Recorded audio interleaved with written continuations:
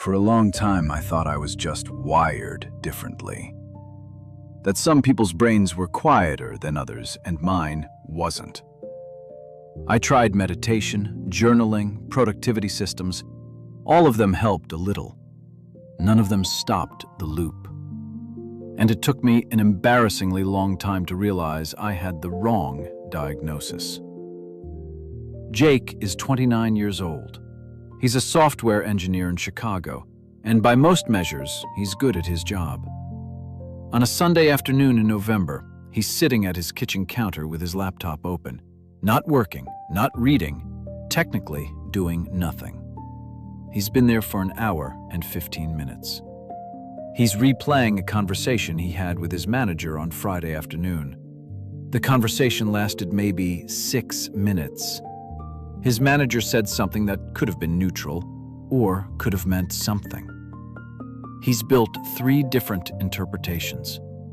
He's drafted a follow-up email in his head twice and deleted it twice. He keeps thinking, if I just think about this a little more, I'll figure out which one it was. Most of us know this feeling exactly.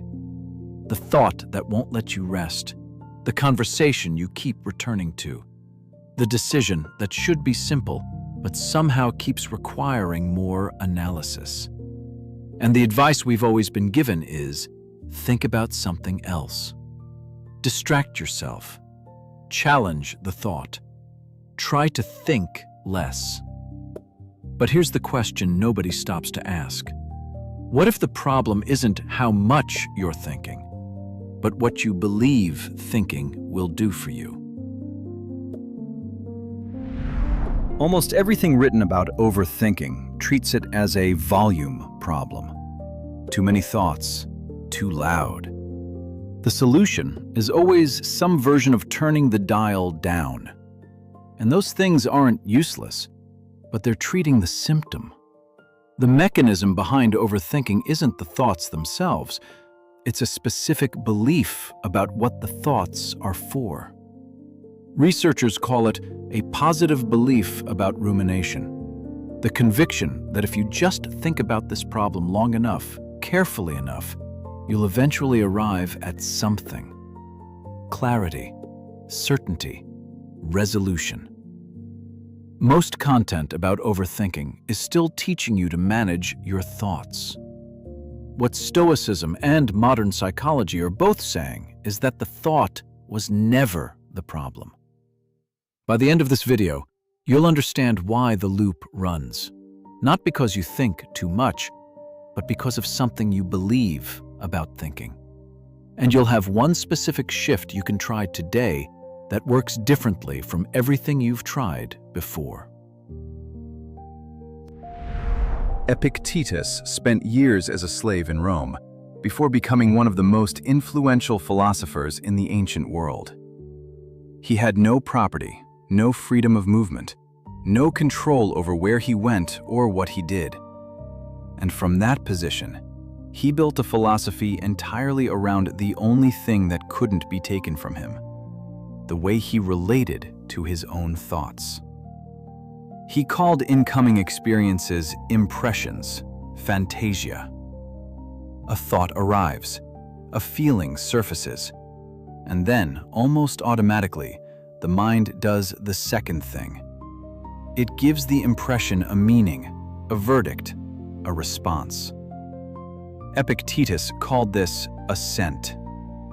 Between the impression and the assent, there is a gap.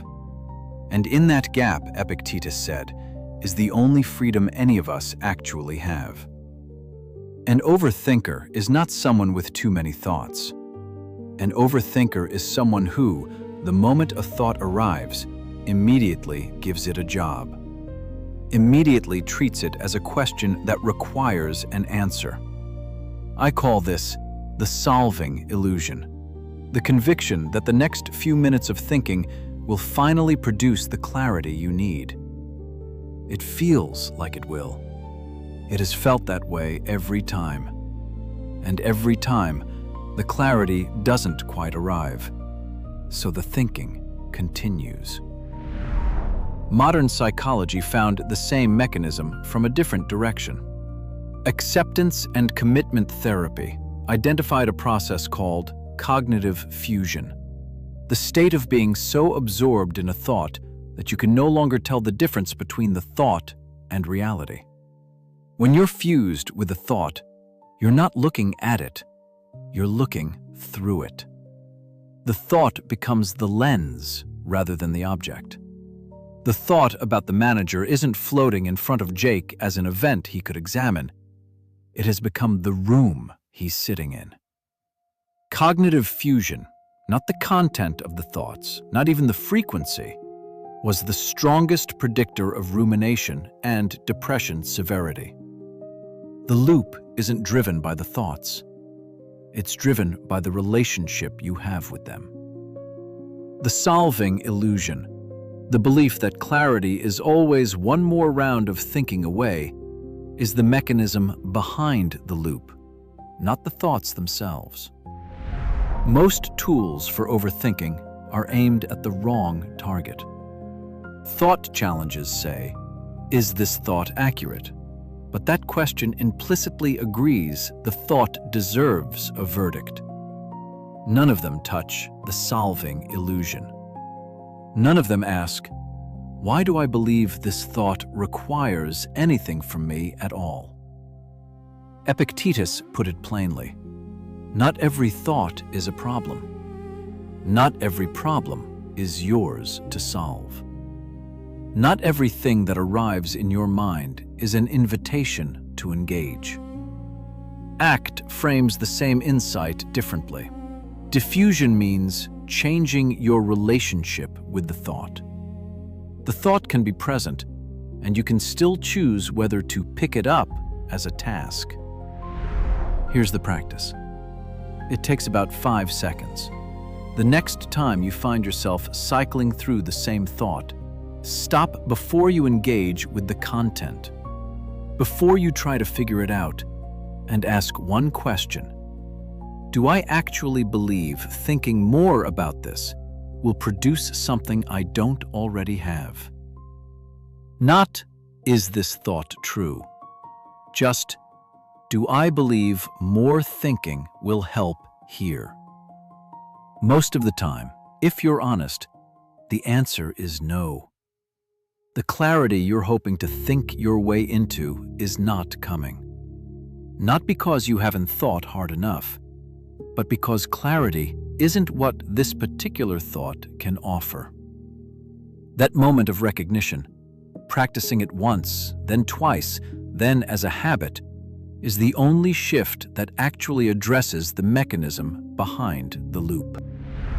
Jake doesn't resolve the question about his manager that Sunday. The conversation remains exactly as ambiguous as it was on Friday.